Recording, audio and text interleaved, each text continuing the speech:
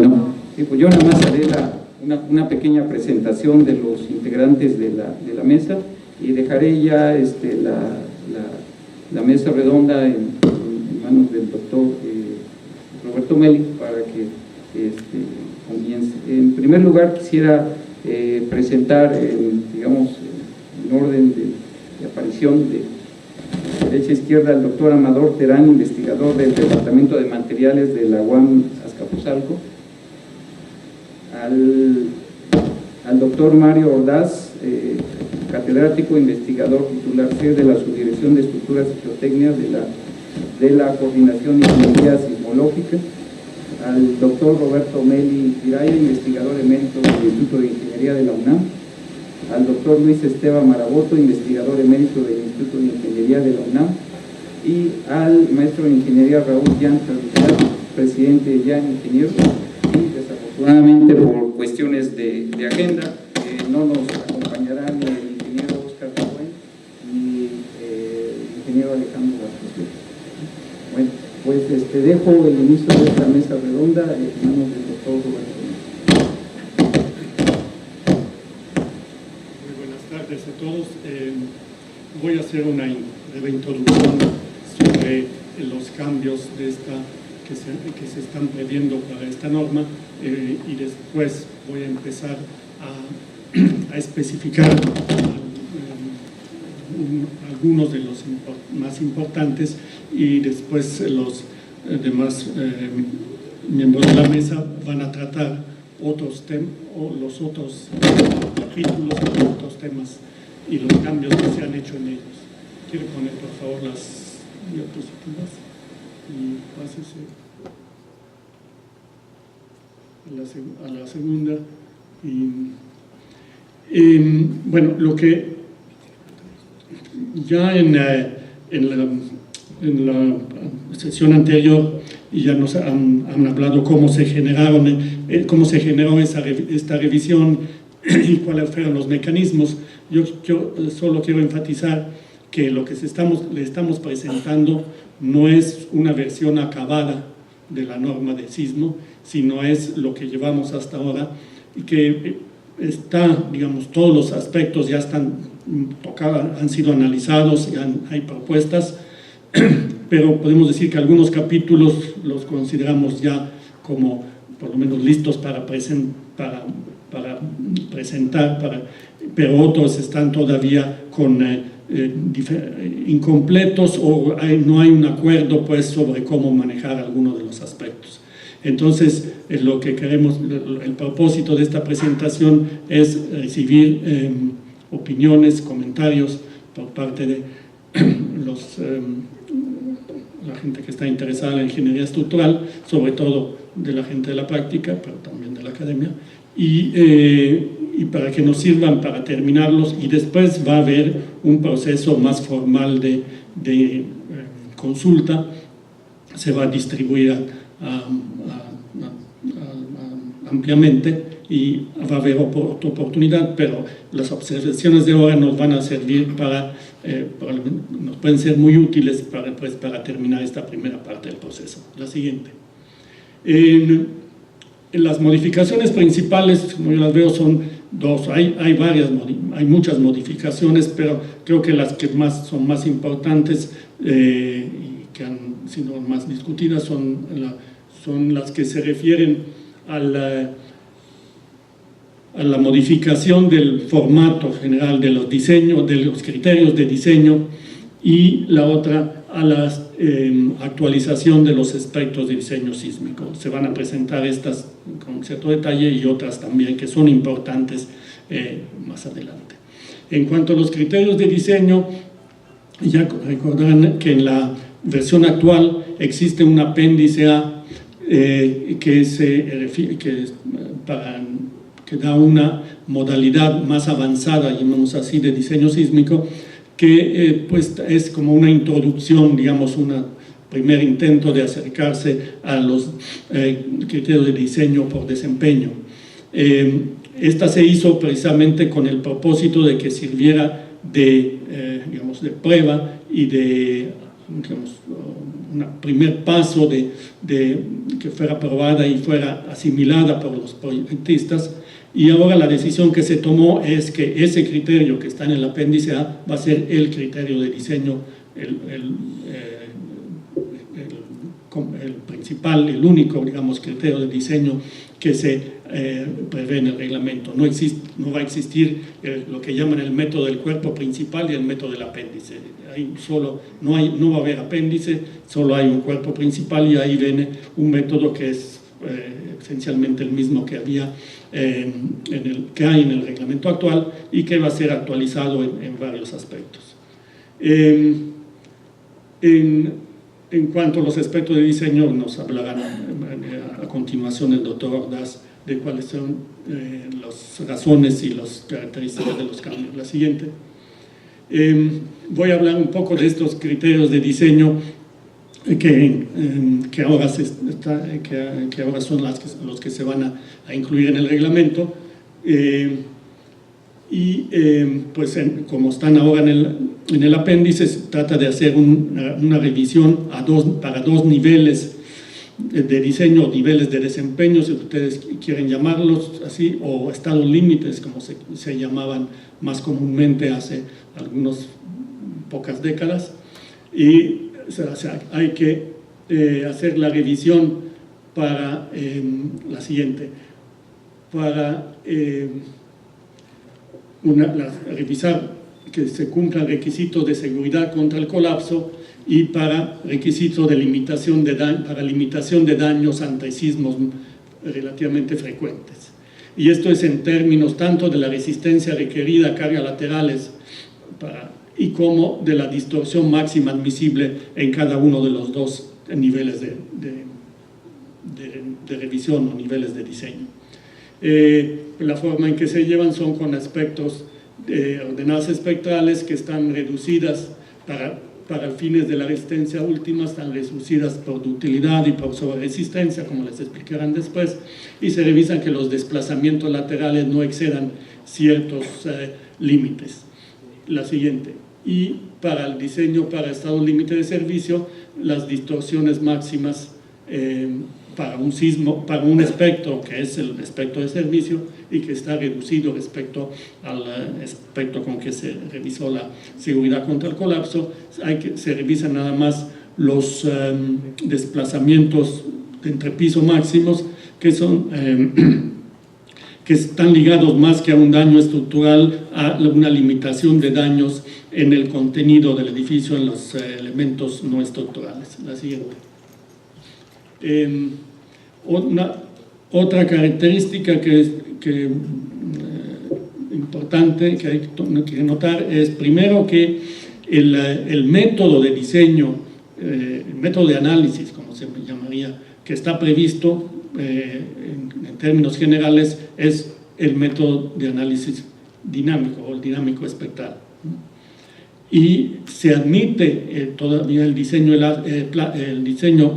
estático, como se ha hecho tradicionalmente, en el pasado, bastante ya pasado para muchos, pero solo con limitaciones bastante fuertes en cuanto al número de pisos y en cuanto a las características del edificio. Entonces, en sí se ha considerado que en general todo el mundo ahora dispone de las herramientas de cómputo que permiten realizar un análisis dinámico sin las complicaciones que hace 20 años eso requería. Entonces, otro cambio que se ha incluido, se ha hecho, es que el método simplificado que se define en el reglamento actual como el tercer método, el método simplificado se ha eliminado en el capítulo de diseño sísmico. Va a subsistir el método simplificado en el capítulo de diseño de mampostería, pero como verán en su momento cuando se presenten estas normas, solo como un método de revisión, pero se exige que se haga un análisis completo, un análisis estático o dinámico, y que se revise con los resultados para detectar algún posible error, se revisen con un método simplificado. Pero entonces prácticamente el método simplificado ya no es un método admitido de diseño sísmico. La siguiente. Empezando con unas revisiones ya más puntuales del capítulo inicial, puedo decir que, bueno, estos son el propósito, digamos, del diseño sísmico, que es muy similar al anterior. La siguiente. Lo que quiero hacer, y ahora, un cambio que ha habido importante es, como se comentará más adelante, es que ahora se definen una serie de sistemas estructurales que se consideran viables para resistir las cargas laterales debidas a sismo, y para cada uno de ellos está definido en cuanto a los parámetros con los que hay que hacer la revisión por sismo, de desplazamiento máximo, de factor de reducción por comportamiento inelástico, etc. Y que cualquier sistema que sea diferente a los que están en esa parte que es más posterior en el capítulo posterior a este, se deben ser justificados y sometidos a una aprobación por parte de la autoridad. Y aunque aquí todavía no hemos puesto un término para que identifique quién es la autoridad o la administración, suponemos que la autoridad en ese sentido va a ser el nuevo Instituto de Seguridad de las Construcciones para el Distrito Federal. La siguiente. Hay una parte importante, un cambio importante que está quizá un poco escondido dentro de estas partes generales, es que el diseño de las cimentaciones está ahora especificado en una modalidad diferente, digamos, a los que están en el actual. En el actual, yo para diseñar una cimentación hago mi análisis estructural y los elementos mecánicos que la estructura le transmite de acuerdo a esos análisis de la cimentación son aquellos para los cuales hago el diseño estructural, digamos, de una retícula de cimentación o de los pilotes, etc.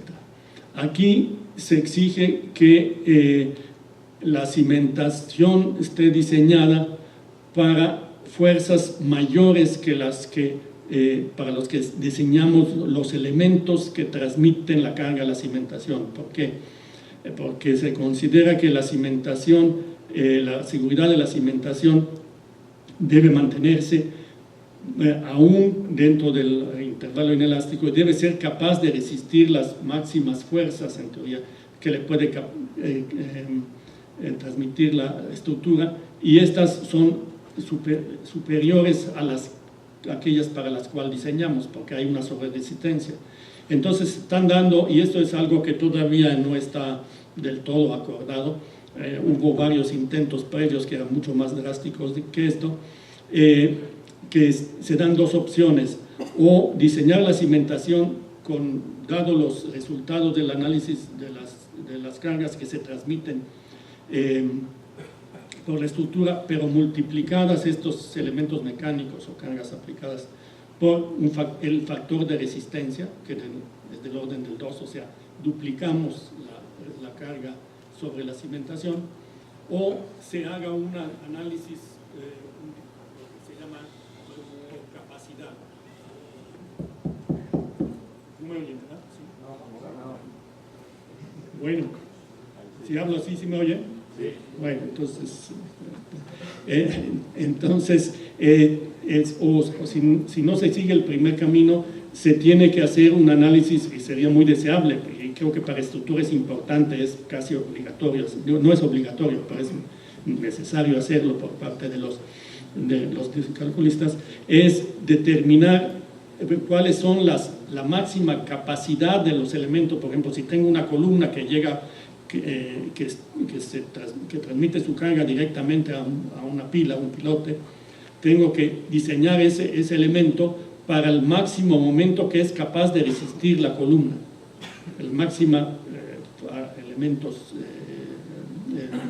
máximas fuerzas que es capaz de transmitirle la columna.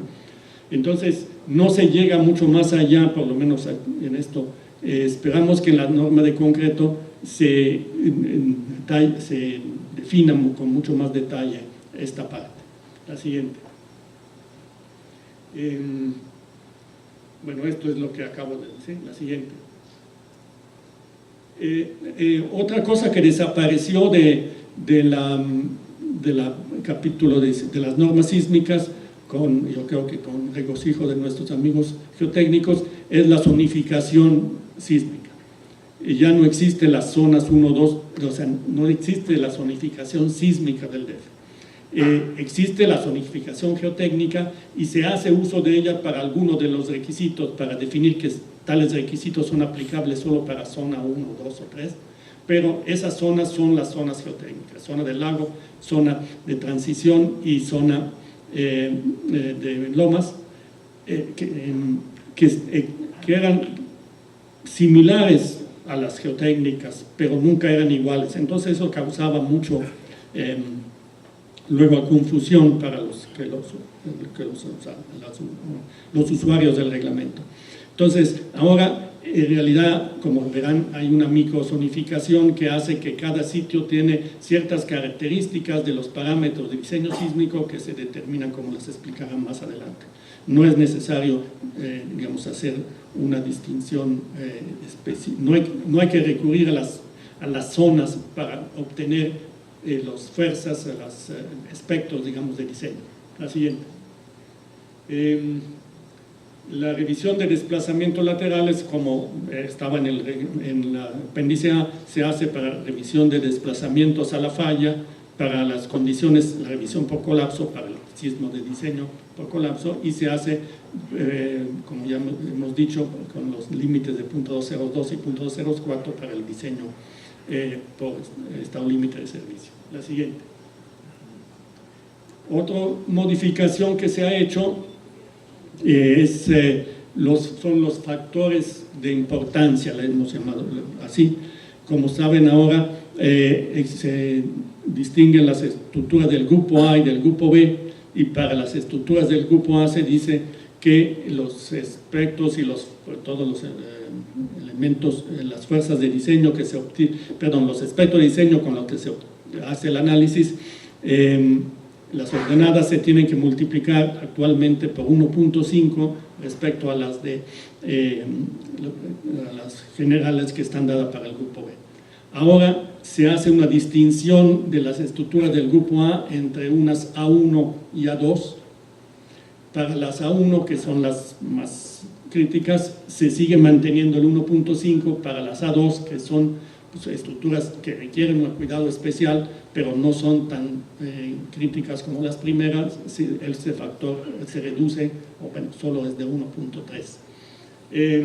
¿Cuáles son estas estructuras? La siguiente.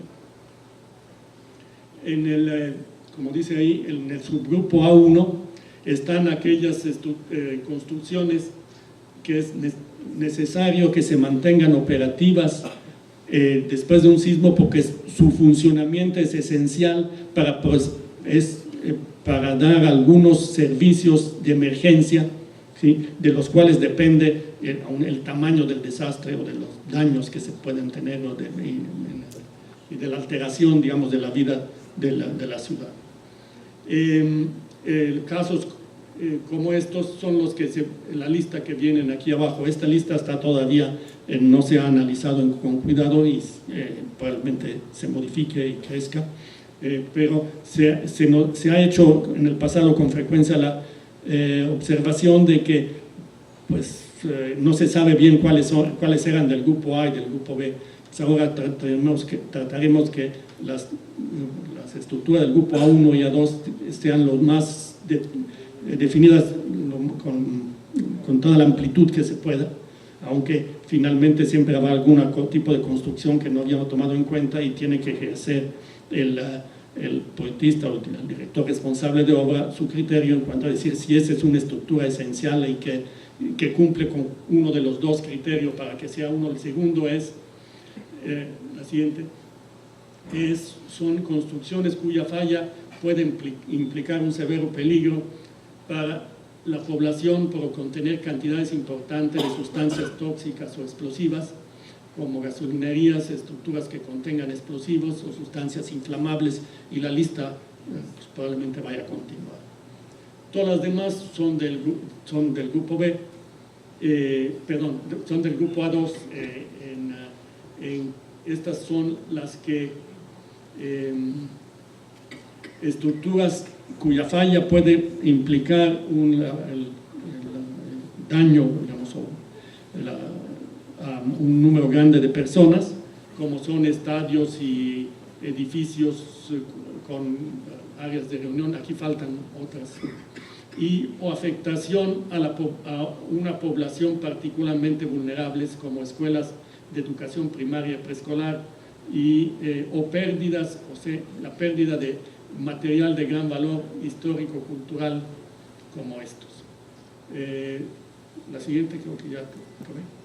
Bien, esto es un vistazo general, digamos, a esta parte inicial, así que le cedo la palabra ahora al doctor Ordaz, y las preguntas supongo que las vamos a hacer todas al final, ¿no?